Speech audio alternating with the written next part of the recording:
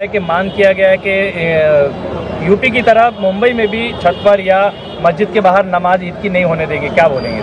देखिए साहब, अगर मस्जिद में जगह कम नहीं गई, ईद की नमाज रास्ते में पढ़ेंगे। मेरे को अगर जगह नहीं मिली मैं तो रास्ते में पढ़ूंगा।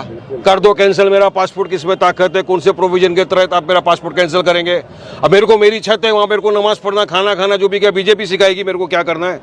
जो मेरे को करना होगा, जो हमारी मर्जी में आएगा करेंगे। संविधान के दायरे में रहकर हम कर रहे हैं। जिस तरह से अभी मुझे बताइए, हम गणपति का फेस्टिवल हमारा हिंदू भाई बनाते, किसी कोई रोकता है? पंडाल कहाँ रखते? घर में लगते हैं, रस्ते पे लगते हैं, रस्ते पे लगते हैं। होली घर में खेलते, रस्ते पे खेलते हैं, रस्ते पे खेलते हैं। तो हम भी हमारा त्यौहार का अगर आधा घंटा सुबह में अगर ईद की हमने नमाज अदा कर ली तो कौन सा पहाड़ टूट पड़ेगा?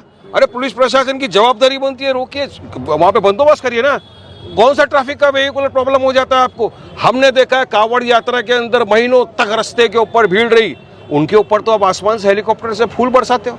और अगर मुसलमान ने बोल दिया कि हम रास्ते पे नमाज पढ़ेंगे तो आपको ये तकलीफ हो जाती है। अरे कितनी नफरत फैलाएगा बीजेपी? हमको तो लगता है कि इतनी नफरत फैल गई कि अब इनको हमारी नमाज जो पढ़ेगा उस पर भी केस कर देंगे।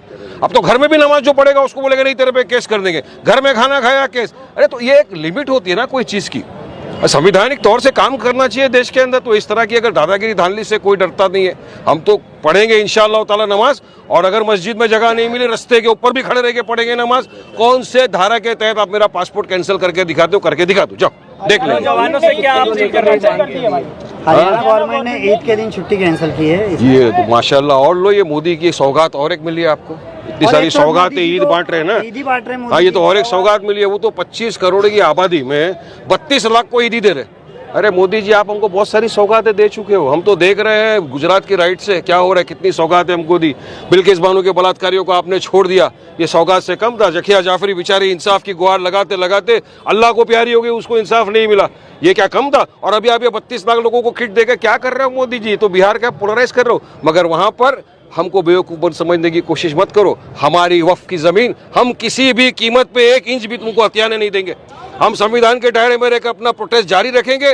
देश भर में हम इसके खिलाफ एहतजाज हमारा जारी है और आगे भी जारी रहेगा। हम चाहते हैं मोदी सरकार ये जो असंवैधानिक गैर कानूनी वक्फ का बिल लाया उसको वापस ले, फौरी तौर से वापस लेना चाहिए। कहीं ना कहीं 2014 के बाद अब मोदी जी को, लोगों को, मुसलमानों को ईदी बांटने का। अब मैं तो वही बोल रहा हूँ ना भाई, अभी 10 साल हो गए, 10 साल में 20 ईद अपनी आ गई, कभी बांटे क्या? हाँ, नफरत तो हर दिन बांटा है, भर भर के बांटा है। इनके लोगों ने तो यहाँ तक कहा स्टेज पे खड़े रह के मस्जिदों में घुस के मुसलमानों को चुन चुन के मारेंगे। बहरहाल वो तो हमने जवाब दिया कि आएगा बेटा, 2 टांग पे जाएगा तो स्ट्रेचर पर ही हो। तो इंशाल्लाह आज भी बोल रहा हूँ मैं, तो नफरत तो इतनी बांटी है इन्होंने 10 साल में जिसकी कोई हद नहीं है। और अब तो नफरत का पैमाना एकदम क्रॉस कर दिया लोगों ने।